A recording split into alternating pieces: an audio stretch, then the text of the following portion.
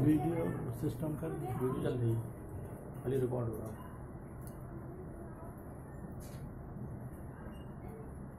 Photo इसमें नहीं आएगी? अच्छा, शुरू कर दें।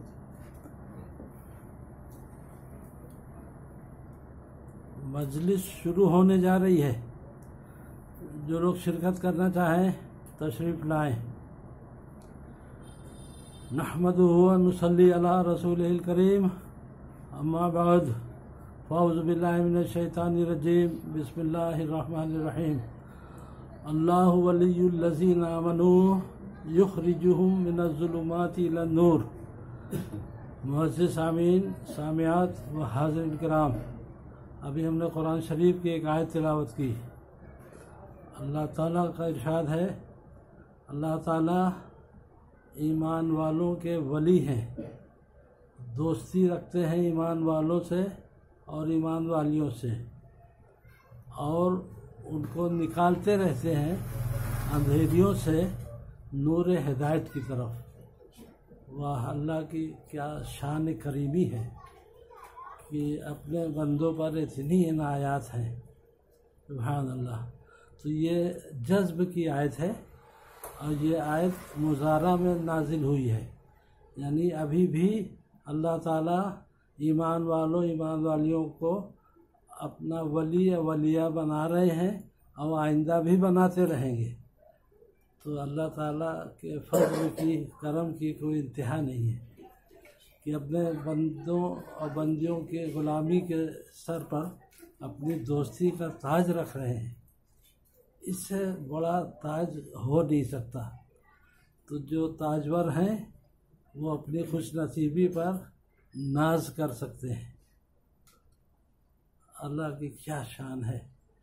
लिहाजा हज़रत मौलाना हकीम अख्तर साहब रहमतुल्लाह अलैह, जो हमारे शेख सानी हैं, उन्होंने इस आयत की तफसीर में फरमाया कि ये जज्ब की आयत है। जज्ब माने होता है खींचना, और जज्ब 3 तरह का होता है। नंबर 1 कि किसी गैर मुस्लिम को भी कभी अल्लाह ताला अपनी तरफ खींच लेते हैं और उनको कुफ्र से, शिर्क से, दहरियत से तौफीक तौबा देकर, कलमा पढ़ने की तौफीक देकर इस्लाम में दाखिल फरमा लेते हैं। तो ये तो पहला जज्ब हुआ। तो बहुत से लोग हम लोगों के निगाह में ऐसे हैं जो नौ मुस्लिम हैं, और नौ मुस्लिम आम मुसलमानों से ज़्यादा ईमान वाले, आमाल वाले देखे गए हैं। मुसलमानों को, जो मुसलमान घर में पैदा हुए तो उनको तो वरासत में मिल गया ईमान, लेकिन जब तक आमाल नहीं करेंगे तो उनकी इम्तियाज़ी शान हो नहीं सकती। और जो खींचे जाते हैं अल्लाह की तरफ से, जज्ब किए जाते हैं, वो आम मुसलमानों से ज़्यादा बाअमल रहते हैं। ये मुशाहिदात भी हैं।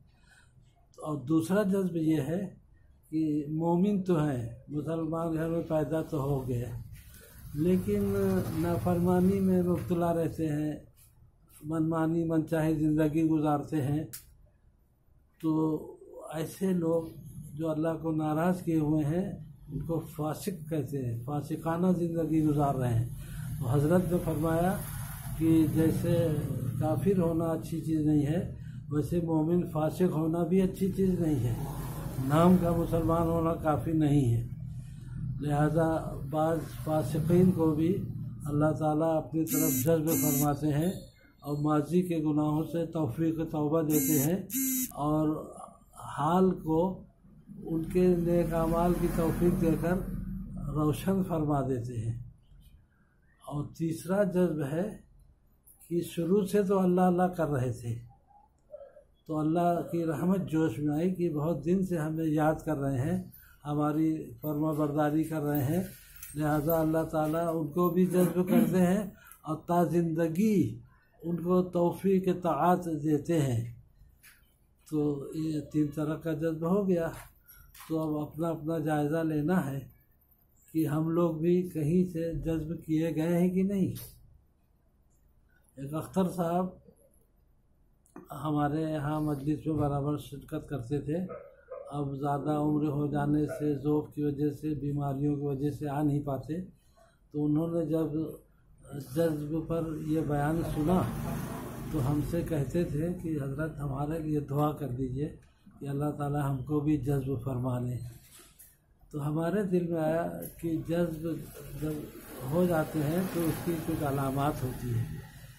जो लोग पाँचों वक्त की नमाज बाजमात पढ़ रहे हैं, इसी तरह रोज़ाना तिलावत कुरान शरीफ भी करते हैं, इसी तरह से रमज़ान शरीफ का पूरा रोज़ा भी रखते हैं, इसी तरह से ज़कात फ़र्ज़ है तो ज़कात देते हैं, हज फ़र्ज़ है तो हज करते हैं, और रोज़ाना तिलावत कुरान शरीफ और ज़िक्र कलमा दरूद शरीफ वगैरह का एहतमाम रखते हैं, तो समझे कि वो जज्ब किए हुए हैं।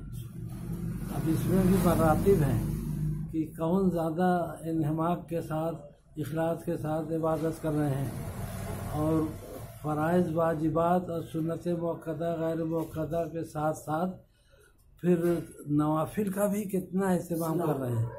तो नवाफिल से अल्लाह ताला बहुत खुश होते हैं। अगर फ़राइज़ में, वाजिबात में, सुन्नतों में कुछ कमियां होती हैं तो अल्लाह ताला नवाफिल से उसकी तलाफ़ी फरमा देते हैं। लिहाजा हम सबको नवाफिल का भी ज़ख़ीरा रखना चाहिए। जो अल्लाह वालों की सोबत में रहते हैं, आते जाते हैं, तो उनके अंदर खुद ब खुद अल्लाह ताला की महब्बत, अज़मत, खौफ व खशियत, इश्क़ दर्दनाक की नेमतें क़ल्ब जा में आ जाती हैं। तो वो हर वक्त अल्लाह ताला के ज़िक्र में मशगूल रहा करते हैं। ये नहीं कि कभी अल्लाह अल्लाह कर रहे हैं और कभी गफलत वाली ज़िंदगी गुजार रहे हैं। अल्लाह वालों का ख़ासा ये होता है कि हर वक्त अल्लाह की याद के लिए बेचैन रहते हैं। अल्लाह की याद के बगैर उनको चैन नहीं मिलता। तो ऐसे ही बनने की हम सबको ज़रूरत है, और ये कुछ मुश्किल भी नहीं है। अल्लाह अल्लाह कैसा प्यारा नाम है, आशिकों का मीना और जाम है। जब अल्लाह अल्लाह हर वक्त किया जाता है तो अल्लाह के नाम की मिठास क़ल्ब में महसूस होती है। तो फिर बग़ैर अल्लाह की याद के फिर उसको चैन नहीं मिलता। ये हासिल होता है सोबत अल्लाह से। जो अल्लाह ताला के ख़ास बंदे होते हैं, अल्लाह के वली होते हैं, तो उनकी सोबत में आने जाने से ये काम आसान हो जाता है। हज़रत हकीम अख्तर साहब रहमतुल्लाह अलैह जो बैनुल अक़वामी बुज़ुर्ग थे, सारे आलम में उनकी खुशबू फैल गई, डंका पिट गया। सारे आलम में कई दीनी असवार फरमाते रहते थे। तो उन्होंने फरमाया कि अगर तुम्हें अल्लाह वाला बनना है तो किसी अल्लाह वाले से दोस्ती कर लो, उनकी खिदमत में आते जाते रहो, उनके वाद व नसीहत को, मलफूज़ात को, अल्लाह ताला की महब्बत की बात, अज़मत की बात, खौफ व खशियत की बात, इश्क़ दर्दनाक की बात बहुत शौक़ से, मोहब्बत से, अज़मत से, अमल के इरादे से सुनते रहिए, तो आपको अमल की तौफ़ीक मिल जाएगी और आप बहुत जल्द अल्लाह वाले बन जाएंगे। फिर एक शेर सुनाया था, आओ दयारे दार से होकर गुज़र चलें, सुनता हूँ इस राह से मुसाफत रहेगी कम। अल्लाह होगा, शॉर्टकट रास्ता है, मुख्तसर तरीन रास्ता है अल्लाह वाला बनने का। तो सोबत तो बड़ी अजीम चीज़ होती है। जिस किसी ने नेक सोबत अख्तियार की और कामिल दर्जे से डटा रहा और अमल करता रहा, तो वो ज़रूर अल्लाह का ख़ास बंदा बन गया। और जिन्होंने गलत सोबत अख्तियार की, तो गलत सोबत की बिना पर वो अल्लाह से दूर होता चला गया। हज़रत ने मिसाल दिया, बड़ी आसान प्यारी मिसाल है कि अगर किसी कमरे में 10 नमाजी तालिब इल्म रहते हैं, उसमें एक बेनमाजी तालिब इल्म भी आके रहने लगा, तो उस 10 नमाजी ने तालिब इल्म की सोबत में वो भी नमाजी और नेक बन जाएगा। बरखिलाफ़ इसके किसी कमरे में 10 बेनमाजी और गफलत ज़दा ज़िंदगी गुजारने वाले रहते हैं और एक नमाजी भी चला जाएगा, तो उन 10 बेनमाजी और गफलत वाले तलबा की नहुसत से वो भी बेनमाजी हो जाएगा और गफलत ज़दा ज़िंदगी गुजारने लगेगा। लिहाजा सोबत नेक इख्तियार करना चाहिए ताकि हम लोग नेक बन जाए। दुनिया में जब आए हैं तो इसका मकसद समझ लेना चाहिए। अल्लाह ताला को जब इंसान पैदा फरमाने का इरादा हुआ तो सबसे पहले अपने हुक्म से सबकी रूहों को पैदा फरमा दिया और अपने हुजूर में हाजिर फरमाया और फरमाया अलस्तु बिरब्बिकुम। तो सारी रूहों ने जवाब दिया क़ालू बला शहीदना, बेशक आप हमारे रब हैं और हमारे पैदा करने वाले, हमारे पालने वाले, हमारे खालिक, हमारे मालिक, हमारे राज़िक, हमारे साहिब कुल हैं, मैं इस बात की शहादत देता हूँ। तो वहाँ पर आदम अलैहिस्सलाम से लेकर अब तक जितने इंसान दुनिया में आ चुके हैं और जो आइंदा क़यामत तक आते रहेंगे, सब रूहें इकट्ठा थी। तो वहाँ जिस्म नहीं था, सिर्फ कौलो करार हुआ था कि हम आपके बंदे हैं और आप हमारे खालिक, मालिक, राज़िक, साहिब कुल हैं, लिहाजा हम आपकी बंदगी करेंगे। तो कौलो करार तो हुआ था, तो वहाँ जिस्म नहीं था कि हम सजदा कर सकते, रुकू कर सकते और क़याम कर सकते और सजदे के बाद जलसा में बैठ पाते। लिहाजा अल्लाह ताला ने इरादा फरमाया कि जिस्म के साथ दुनिया में भेजेंगे ताकि जो कौलो करार हुआ है उसकी आजमाइश हो जाए। तो अल्लाह ताला ने माँ बाप को मिलाया, निकाह हुआ, शादी हुई, उनसे माँ के पेट में जिस्म बनना शुरू हुआ। और जब जिस्म बन गया तो अल्लाह ताला ने एक रूह को उस जिस्म में मुंतकिल फरमा दिया। तो माँ के पेट से जब पैदाइश हुई तो दुनिया के पेट में हम रूह और जिस्म के साथ आ गए।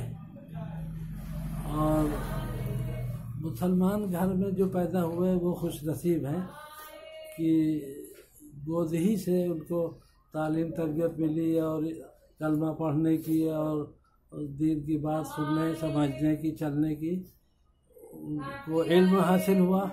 और वो जब 3-4 साल के हुए तो कलमा भी पढ़ने लगे। उसके बाद और बड़े हुए तो 8 साल के हो गए तो नमाज भी पढ़ने लगे। और उसके बाद जब बालिग हुए तो फिर और ज़्यादा दीन पर कायम हो गए। तो हज़रत ने फरमाया कि इंसानी ज़िंदगी एक किताब है, सिर्फ उसके औराक बदल जाते हैं। यानी बच्चा पैदा हुआ, पहला सबक, 7 साल का हुआ, मदरसे गया, दूसरा सबक, आलिम बन गए, तीसरा सबक, हाफिज़, कारी, मुफ्ती बन गए, तीसरा वरक़। उसके बाद शादी हो गई, एक और वरक़ा, फिर वो साहिब औलाद हो गए, एक और वरक़ा। उसके बाद जब उम्र पूरी हो गई तो अल्लाह ताला ने उसको दुनिया से उठा लिया। तो जब तक ज़िंदगी है, जब भी तक मौका है हमको नमाज पढ़ने का, रमज़ान शरीफ का पूरा रोज़ा रखने का, तरावी पढ़ने का, हज फ़र्ज़ हुआ तो हज करने का, ज़कात फ़र्ज़ हुई तो ज़कात अदा करने का, जब तक ज़िंदगी है जब भी तक मौका है। और जब उम्र पूरी हो जाएगी तो ये मौका हाथ से निकल जाएगा। लिहाजा अक़लमंद वो हैं जो हर लम्हा अल्लाह की याद और फरमा बरदारी में रहें। और हज़रत ने फरमाया कि हर शख्सिया अल्लाह वाला, अल्लाह वाली बनना चाहते हैं लेकिन नहीं बन पाते। इसकी वजह क्या है?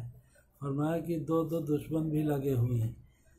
एक शैतान है जो बाहर से आता है बहकाने के लिए, अल्लाह की नाफरमानी कराने के लिए, गुनाह कराने के लिए। और एक नफ्स होता है जो हर के जिस्म में पोशीदा है। तो जब शैतान किसी शख्सिया के पास पहुंचता है और बुराई नाफरमानी गुनाह का एक वसवसा एक ख्याल डालकर यही हरकत करने दूसरे पास पहुंच जाता है, तो जिसके जिसके जिस्म में नफ्स पोशीदा है उस बुराई नाफरमानी गुनाह का बार बार तकाजा करके बास को मगलूब करके उस गुनाह नाफरमानी में मुब्तला कर देता है।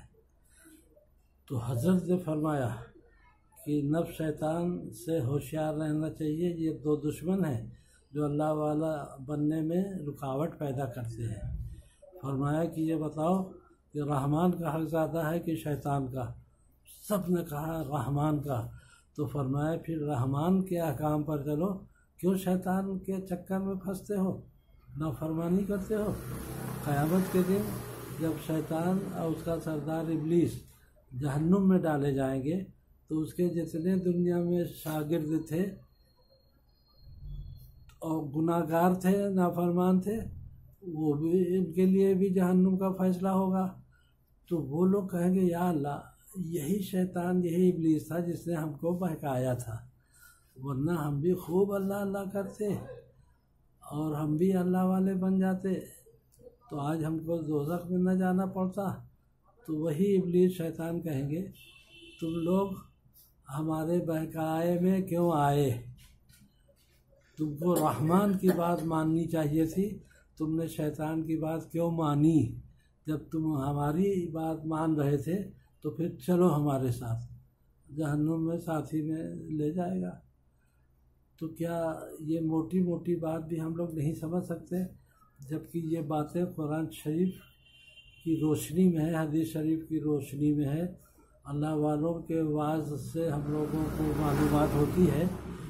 तो फिर जब इतने वसाइल और ज़राए अल्लाह ताला ने अता फरमा दिए, उसके बाद नादानी करना और हिमाकत करना ये महरूमी नहीं है। लिहाजा नेक सोबत जल्द से जल्द अख्तियार करना चाहिए और माजी के गुनाहों से तौबा करना चाहिए और अल्लाह की याद इबादत फरमा बरदारी से हाल की ज़िंदगी को रोशन करना चाहिए और मुस्तक़बिल में आने वाली ज़िंदगी को और अल्लाह की याद इबादत से ताबनाक कर लेना चाहिए। ये है अक्लमंद। हज़रत ने फरमाया कि एक मर्तबा इब्लीस बसूरत इंसान अपना बाल नोचता हुआ वीराने की तरफ भागा जा रहा था। एक अल्लाह वाले की नज़र पड़ गई, उनको कश्फ हो गया कि ये इंसानी शक्ल सूरत में इब्लीस जा रहा है। फरमाया हो इब्लीस, क्यों अपना बाल नोचता हुआ रोता चिल्लाता भागा जा रहा है? तो उसने कहा हमने इंसान को वसवसा डालकर गुमराह किया, गुनाहों में नाफरमानियों में मुब्तला किया, लेकिन अल्लाह ताला ने कुरान शरीफ में जगह जगह इस्तिग़फ़ार की आयत जो नाजिल कर दी और वो बंदा जब इस्तिग़फ़ार तौबा दिल से कर लेता है नदामत के साथ तो उसकी सारे गुनाह नाफरमानी उसी वक्त माफ़ हो जाती है। तो हमारी तो मेहनत ही बेकार हो जाएगी। इसलिए परेशान भाग रहा था। फिर संभला, कहने लगा कि हमने सोचा कि लाओ इनको बिदात में मुब्तला कर दे, जिसको ये दीन समझ कर बात काम करेगा तो फिर तौबा करने का सवाल ही नहीं होगा। चुनांचे उसने बहुत से मुसलमानों को बिदात में मुब्तला कर दिया। बिदात कैसे किसके हैं कि जो बातें दीन में नहीं हैं, नई नई बातें उसने ईजाद कर दिया।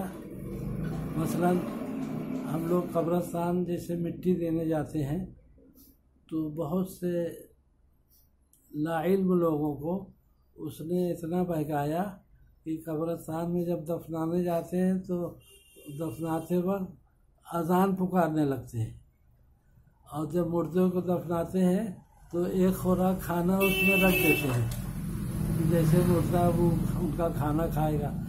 और क्या करते हैं कि अगरबत्ती वहाँ जलाते हैं,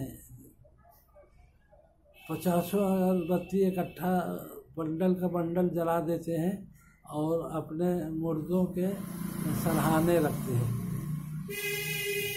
तो असल आग तो जहन्नुम की है, उसकी शाख जो है वो दुनिया की आग है। यहाँ की आग से 70 गुना ज़्यादा तेज़ जहन्नुम की आग है। तो हम आग की जो शाख है दुनियावी आग, उसको क्यों अपने मुर्दों के करीब रख देते हैं? ये बिदअत है, नादानी है, जहल है। इसी तरह से कितने हैं खूब मोमबत्ती हर तरफ जलाते हैं तो उसमें से आग की लौ उठती रहती है। तो ये सब नादानी हिमाकत है। हाँ, बहुत सी बिदअत पैदा करते चले जा रहे हैं। अब जैसे हम लोग मस्जिद जाते हैं तो रास्ते में बहुत से मकानात पड़ते हैं। तो आजकल बेपर्दगी आम हो गई है, तो अपने अपने दरवाजे पे बेपर्दा बैठी हुई है। तो निगाह की बहुत हिफाजत करना पड़ता है कि सिर्फ ज़मीन पर निगाह रहे और तेज़ी से गुजर जाए। वहशत लगती है कि कौन नामहरम बैठी है। अक्स से पता चल जाता है तो अल्लाह वालों या उनके ग़ुलामों को वहशत होती है कि कहीं अचानक नज़र न पड़ जाए। अगर नज़र पड़ गई और एक सेकंड भी ठहर गई तो आँखों का गुनाह हो जाता है। तो ये देखा गया कि अज़ान के वक्त जब अशहदु अन्ना मुहम्मदर रसूलुल्लाह की आवाज़ आती है तो अंगूठा चूमने लगते हैं। ये कौन सी सुन्नत निकाल लिया? और बाज़ औरतें उस वक्त सर ढाँकती हैं जब अज़ान होती है, अब बाकी बिल्कुल सर खुला, बाल खुला रहता है। तो ये सब मनमानी ये सोच है जो कि शरीयत का जिसको इल्म नहीं है तो वो शरीयत का पाबंद तो नहीं है और फजूल बातों में मुब्तला हो गया है। एक शख्स आता है आजकल पीछे मस्जिद में तो सर झुकाए बैठा रहता है, लगता है बड़ा मुराक़बा में है। उसके बाद थोड़ी देर बाद कहता है या रसूल अल्लाह। अब उसको कौन समझाए? अगर हम आप समझाएंगे तो मस्जिद में आने छोड़ देगा, कहेगा ये तो 24 मालूम पड़ते हैं, या रसूल अल्लाह कह दिया हमने तो गुनाह कर दिया, ये तो लगता है वहाबी आदमी है। तो ये सब है। देखिए, या के माने होता अरबी में ए। जैसे यहाँ पर एजाज साहब बैठे हैं, कबीर साहब बैठे हैं, इमरान बैठे हैं, तो अगर हम कहें या एजाज तो ये होगा कि ए एजाज सुनिए हमारी बात। इसी तरह या कबीर कहें तो मौजूद हैं, उनके लिए या इस्तेमाल होता है। अल्लाह ताला हर जगह है, हाजिर नाजिर। तो या अल्लाह, या रहमान, या रहीम, या करीम, या सत्तार, या गफ़ार कहा जा सकता है। हुज़ूर पाक सल्लल्लाहु अलैहि वसल्लम इस वक्त रौज़ा अतहर में आराम फरमा रहे हैं, हर जगह मौजूद नहीं है। तो या रसूल अल्लाह नहीं कहा जा सकता। इससे बढ़ के क्या हिमाकत? कोई कहता है या गौस पाक। इसी तरह और बुजुर्ग नाम में या लगा देते हैं। वो लोग तो अपने कब्रों में हैं। तो अल्लाह ताला हाजिर नाजिर हैं तो अल्लाह के नाम के साथ या आता है। तो अगर उस शख्स से मस्जिद में हम आप टोक देंगे तो वो बदजन हो जाएगा, कहेगा कि ये वहाबी मालूम होते हैं। और बैठे बैठे थोड़ी देर बाद कहता है या रसूल अल्लाह। तो रसूल अल्लाह सल्लल्लाहु अलैहि वसल्लम तो रोज़ा अतहर में मौजूद हैं, क्या उसकी या सुन रहे हैं? जबकि उस जालिम ने अपना ज़ाहिर भी नहीं बनाया कि शरई दाढ़ी उसके चेहरे पर हो, सही लिबास हो और हर वक्त टोपी भी लगाता हो और ज़िक्रुल्लाह में मसरूफ़ रहता हो, तो कहा जाएगा कि ये कोई अल्लाह वाले हैं। जब उसने ज़ाहिर नहीं बनाया तो बातिन भला कैसे बनेगा? तो कहने से ज़रा एहतियात करना पड़ता है कि जो मस्जिद में आ भी रहे हैं तो आना छोड़ देंगे। लिहाजा हुज़ूर पाक सल्लल्लाहु अलैहि वसल्लम के ऊपर हम 20 तरह का दरूद भेज सकते हैं और जब रोज़ा अतहर पर हाज़िरी हो जाए तो वहाँ हम अस्सलामु अलैकुम या रसूल अल्लाह कह सकते हैं कि हुज़ूर पाक सल्लल्लाहु अलैहि वसल्लम सामने सामने रोज़ा अतहर में मौजूद है, सिर्फ पर्दा है। हुज़ूर पाक सल्लल्लाहु अलैहि वसल्लम से सलाम किया जाता है तो उसको भी हुज़ूर सुनते हैं। अब्बास को जवाब देते हैं तो उस अल्लाह वाले ने हुजूर पाक सल्लल्लाहु का जवाब सुना है अपने कानों से। तो वहाँ तो अस्सलामु अलैकुम या रसूलुल्लाह कहा जा सकता है, लेकिन जब हम दूसरे मुल्क में दूसरे सूबे में रहते हैं तो अगर सलाम फेरना है तो अस्सलातु वस्सलामु अला रसूलुल्लाह कहा जाता है कि हमारा दरूद सलाम हुजूर पाक सल्लल्लाहु पर पहुँचे। तो फरिश्ते मुतय्यन है, वो उस दरूद को पहुँचाते हैं हुजूर तक। हुजूर को मालूम हो जाता है कि किसने दरूद भेजा। अस्सलातु वस्सलामु अला रसूलुल्लाह ये कहना चाहिए। तो इल्म दीन बहुत ज़रूरी है, वरना लाइल्मी की वजह से बड़े गुनाह हो रहे हैं। ऐसे ऐसे गुनाह हो जाते हैं कि ईमान भी सल्ब हो जाता है और उसको पता नहीं चलता, वो अपने को मुसलमान समझ रहा है।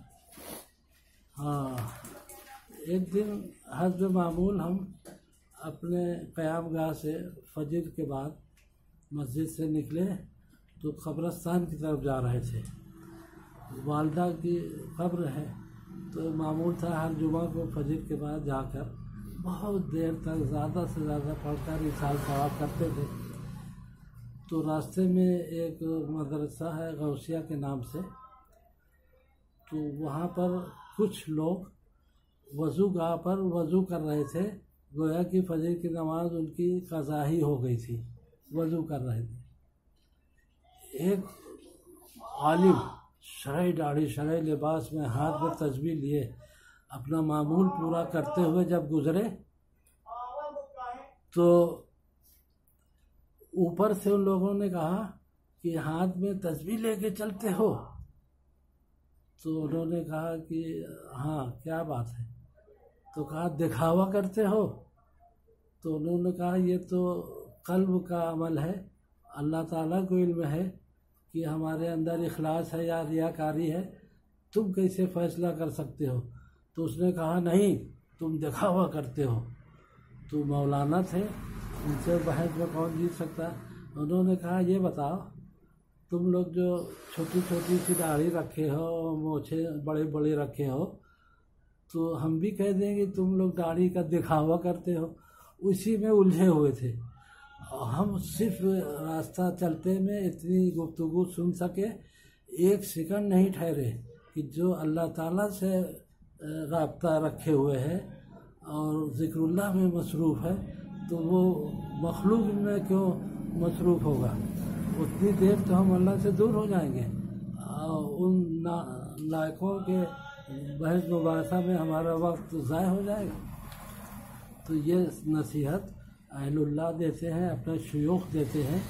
लिहाजा अलिफ बाता से लेके छोटी या बड़ी या तक सिखाते समझाते हैं। और अंग्रेज़ी पढ़ने वाले ज़्यादा हैं तो समझ लें ABCD से लेके XYZ तक की तालीम बुजुर्गान दीन देते हैं, हमारे शयूख देते हैं। तो उनके पास बैठना हमेशा नफ़ा देता है। वो जब बैत कर लेते हैं तो हमारी निगरानी भी करते हैं, एक निगाह में पूरा जायज़ा ले लेते हैं कि ये कहाँ तक सुलूक के रास्ते में, अल्लाह के रास्ते में पहुँचे हैं और इनके अंदर क्या खामियां हैं। एक मतलब हज़रत की खानक़ाह में हम लोग थे, मजलिस चल रही थी, तो 2-3 बाहर के मेहमान भी आए हुए थे। वो जब खानक़ाह में दाखिल हुए तो हज़रत ने एक निगाह देखा और समझ लिया। फरमाया कि क्या हाल है उन लोगों का जो बदनज़री करते हैं, निगाह की हिफाजत नहीं करते। सारे अहले मजलिस समझ गए कि ये किसको कहा जा रहा है। हज़रत ने फरमाया कि हज़रत उस्मान गनी रज़ी अल्लाह ताला अन्हु के ज़माने में भी कोई शख्स बदनज़री करके आया था, तो उस्मान रज़ी अल्लाह ताला अन्हु ने फरमाया था क्या हाल है उस कौम का जो बदनज़री करते हैं, निगाह की हिफाजत नहीं करते। तो हज़रत ने फरमाया कि अल्हम्दुलिल्लाह अल्लाह ताला ने हमको भी इतनी फरासत दी है कि एक निगाह देख के हम समझ जाते हैं। फरमाया चेहरे की हवास बाख्तगी और आँखों के अंधेरों से मैं पहचान जाता हूँ। अल्लाह अकबर। तब ये लोग हकीमुल उम्मत कहलाते हैं, ऐसे नहीं हो जाते। अल्लाह ताला इल्म अज़ीम अता फरमाते हैं, ऐसी फरासत अता फरमाते हैं। देखिए, फरासत पर एक वाक़या बयान करना पड़ेगा। एक बहरूपिया था, गैर मुस्लिम था। उसने शरई लिबास पहना और खूब लंबा कुर्ता टखने के करीब तक का पहना, जुब्बा और पगड़ी बांधा, और जिस्म में जनेऊ बांधे हुए था, जो गैर मुस्लिम जनेऊ बांधते हैं, और छड़ी लेके उस अल्लाह वाले की खिदमत में हाजिर हुआ। सोचा कि आज इनका हम मजाक बनाएंगे। जब गया तो सलाम करके रूबरू बैठ गया दो जानू। उसके बाद बुजुर्ग से कहता है कि हुजूर, फरासत का क्या माना है? तो फरमाया, फरासत का माना यह है कि जो तुम बदन के अंदर जनेऊ पहने हुए हो उसको तोड़ के फेंक दो। वो कांपने लगा कि ये तो बहुत बड़े वली अल्लाह है, जिस्म में पोशीदा जनेऊ को इन्होंने देख लिया। उसने फ़ौरन जनेऊ तोड़ा और रोया और तौबा की, हाथ पर इस्लाम लाया, कलमा पढ़ा और मुसलमान हो गया। तो उस शख्स के लिए ये जज्ब की घड़ी थी। अल्लाह ताला ने इसको खींच लिया और ईमान से नवाज दिया। अल्लाह अकबर। तो जज्ब पर ही ये बयान चल रहा था, तो एक वाक़या हमने आप लोग को सुना दिया। अच्छा, सोबत अल्लाह बड़ी चीज़ है। तो एक अपने ज़माने के अल्लामा वक्त थे, बहुत बड़े आलिम का अल्लामा थे। वो इल्म के पिंदार में गोया की मुब्तला थे। वो एक अल्लाह वाले से मुलाकात करने के इरादे से निकले। उस अल्लाह वाले को इल्हाम हो गया कि फ़लाँ अल्लामा वक्त हमसे मुलाकात के लिए आ रहे हैं। तो अहले मजलिस से फरमाया कि फ़लाँ शख्स आने वाला है, आप लोग जिस तरह से बैठे हुए हैं, हमारी बातों को सुन रहे हैं, इसी तरह से बैठ के सुनते ही रहना। उनके इस्तकबाल में खड़े हो के सलाम एहतरामी पेश मत करना। वो अल्लामा वक्त आए। सब लोग खामोशी से बैठे उस बुज़ुर्ग की बातों को सुन रहे थे और किसी ने उनका इस्तकबाल नहीं किया। उनको बहुत नागवार हुआ, बहुत उनको नाराज़गी हुई। लेकिन थोड़ी देर के बाद वो जब लौट गए